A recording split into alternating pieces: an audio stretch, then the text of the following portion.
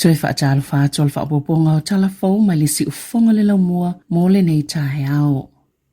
E silia malelua fe lima se launi whaatala noanga mo ngā luenga po interviews na whaia le poto whaafolinga o masini po kompiuta po ole AI i le masina taluai e se company se tasi i totono New Zealand. Ma ua taa ua le One News o se whailonga leo le vave tele o le whaao ngā o le Artificial Intelligence i le sa ilinga o tangata whai ngā luenga i totono New Zealand. Na whaalia le company le Employment Hero o si itia leo whainga o tangata whaatau le company i New Zealand i le ono se 10% i totono le lua tausanga ua mawae. Na taa ua se whaitala fo o le One News Claudia Toxobius, sa ia whaataitaina le whaatalanoanga po le interview i lungo le AI, e 5 minute le umio le whaatalanoanga ma le masini, mai whailua mua le AI po oai ia, leo lea whaatautaina le whaatalanoanga po le interview mo le avanoa whai ngā luenga. Ao le i fesili ngiaina o ia ine fesili e whaatatau le ngā luenga whaatostala. Na taa ua le pulisilo le Employment Hero Neil Webster i le TV tasi,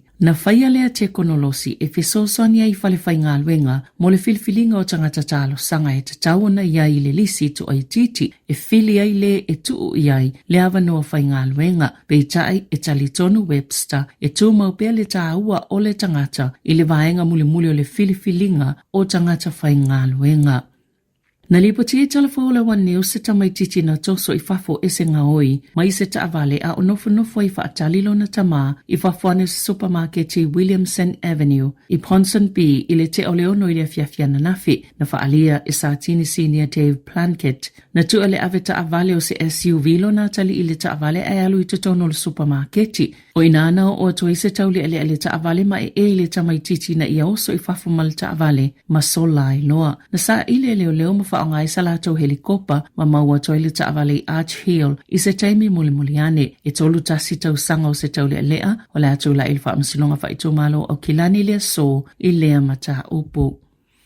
Na pasielo na whaitango mo le pile al whaipule New Zealand First Jenny McCroft i le palemene i lea solulu ma o lea whaase atu nei leiloilonga al komiti wha palemene o le pili ua tā ua o le Definitions of Woman and Man Amendment Bill o lea pili o lea whaamanino i le upu woman po o le whawhine po o le tamaitai ina ia aloa ia i le tōla whono o se tangata matua le tū pā whawhine po o tamaitai i lona nā tūra whaaletino an adult human biological female whaapea malea lii o se tangata matua o le tū pā o tane i lona nā tūra whaaletino. Na sauno le tamaitai whaipule ana le pili e whaapea o le neitu la whono o le ale ave e se ailea ia tatau o tangata taito tasi peitai o le a whaamautino ai ia tatau whaavae whaaletino mo tamaitai po o le whawhine. Sa whaailo i le asona nafi le langolango ina le national ma le act o le pili a o le iwhaia iai whelaflafo inga e whaamanino i le wingo le upu tamaitai po o le whawhine le tō la whono. Sa whaamaonia fo i le suita itai o le national Nicola Willis le palo tau la lato vaenga whaupwhai e langolango i le pili po le tula whono tau whaofi. Mai eilo lantou taofi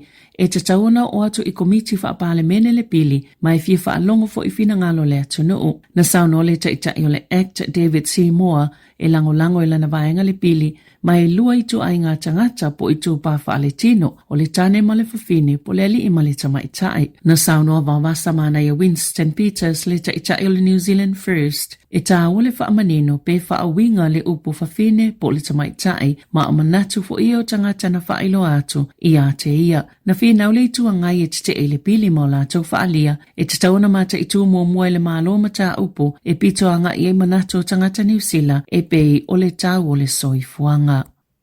O toe malo fo i wawasa mana ia Winston Peters mai le whaititi ngō tupe o lana matanga luenga i le pāketi o le nei tau sanga. Ona o lea ua whaamaunia le minista o tupe e le ise fuafuanga e sa ile ia le matanga luenga o le mai fafo ni vaenga i whaititia ia la tau tupe whaalu e se mai ale whainga pālota. Na saunoa Nicola Willis i le asolua. E se fulu whaapasene o le ato e whaititia i le au whainga luenga ale malo i le isi tolu tau sanga o lo manai ina ia mawhaiona whaasau ina i le lua te sima le wha biliona Tala. E whaatino lea fuafuanga e ala i le vaea ma le whaamuto o ngā luenga e tusama le walu afe fitu se lau i le o ngā tutonu o le tausanga lua afe lua iwa ai o le a tele le whaonganga o le Artificial Intelligence Po ole poto whaafolinga masini kompiuta, whaapopo iai malitu whaatasinga oni matangalwenga le malo, olo o au fiai fo ile whaititi o tupe masani, po le baseline funding, mo nisio matangalwenga le malo, ile 2% le tausanga fo, ma le 5% i tausanga i lua o muli mai. Na whailoa e wele se whaapea, sa talo sanga le matangalwenga le vai fafo,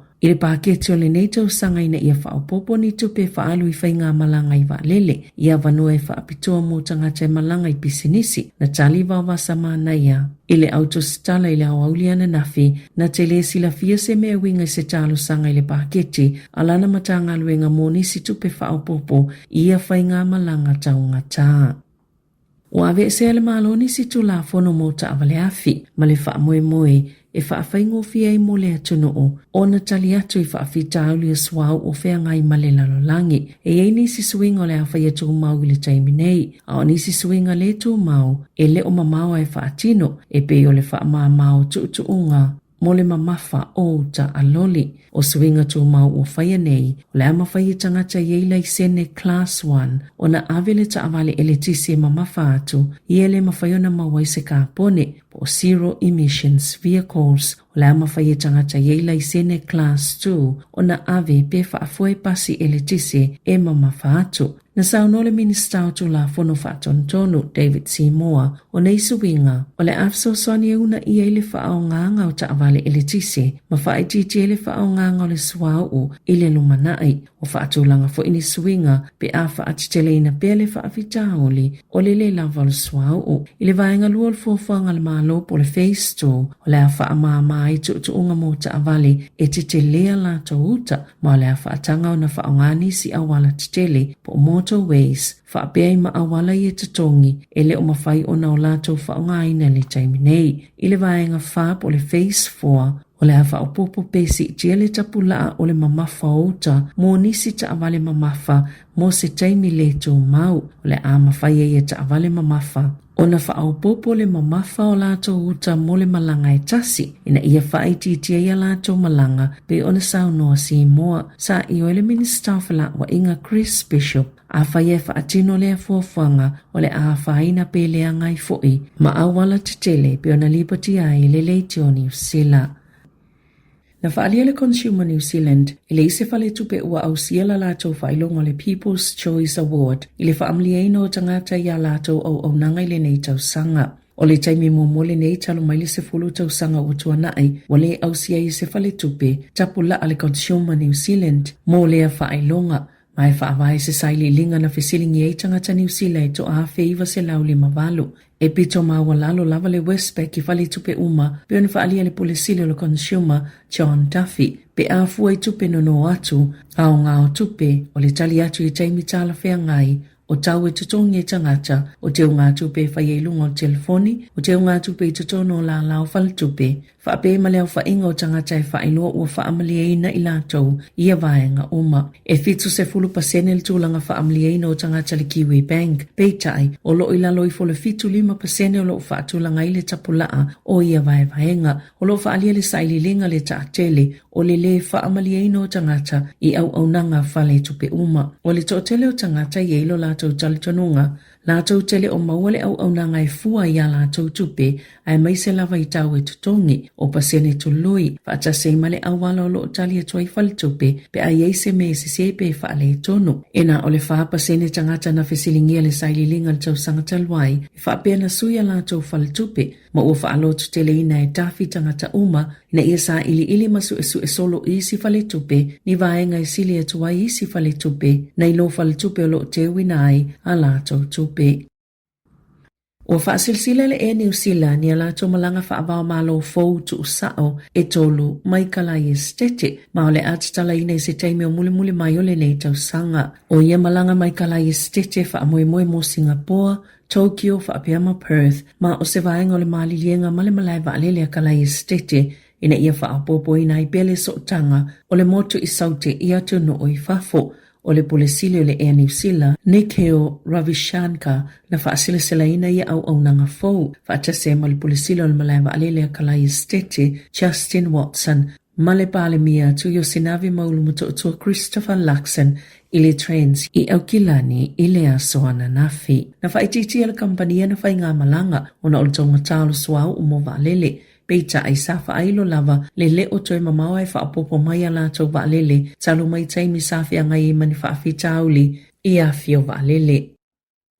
Ita alonga. Ona ina le awali chiefs la lato au tāpuai, ina ia awani popole ile sā, ai abe ato lato longo po cowbells, ile malai, beitai, o le whaamata o le crusaders, lato te whaaliu suawa ina umani longo lato te maua pewa ai iai, ile aso le ta'alonga, na whaiele pulisile le crusaders, Colin Mansbridge, se tapu po se sā I longo le chiefs, au lumana ile su engol siampino le lakapi supalua felua lima, ile malai ta'alo le Apollo Project Stadium, Beitai, o le wasifi le malai o le te kaha, ma whaawawa le tapu. Ai wawala au le chiefs ila lato tapu inga, ina ia na nā tulongo I tutonu, ma awane I maua le vahengo le puipuinga. Ngofu atu le whaulolongo le chiefs o Simon Crafthuis, ni whailonga I le au tapu ai, e mawhaio na sao I tutonu le malai ni a lato longo. Pēna nā I tutonu ofu po o tutonu pusai te waimea ai a tamaiti. Na Sāmoa Crafthuis e maua le tau ilo tangata I puelo na ata malana longo po le cowbell I te tono le malai ta alo. E na tali le pulisili le crusaders e ye la tau no fuanga whaapitoa ua whaatu langa